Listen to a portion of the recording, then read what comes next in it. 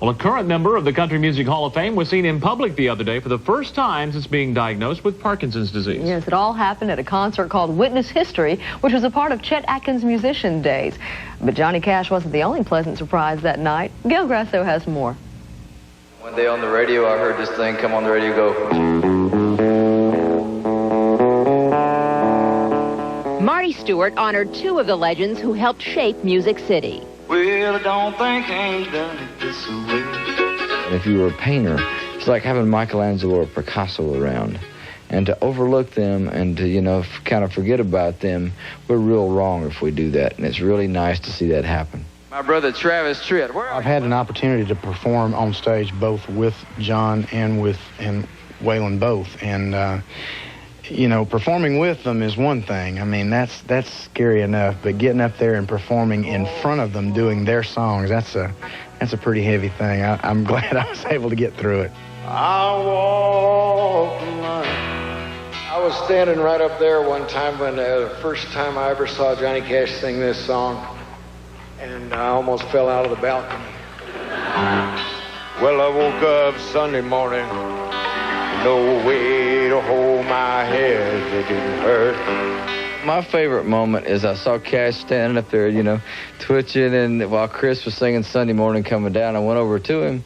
He said, you know, I was thinking about stepping out there on that stage and singing with him. And I said, go do it, go do it. I shoved him out there, and he went out there, and that was the first time he'd been on stage since October. On a Sunday morning sidewalk,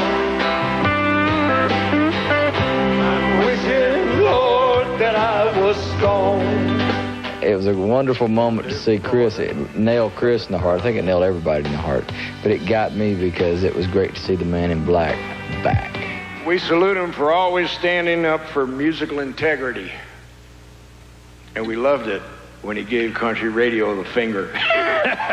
Johnny came back on stage to accept a Chetty Award.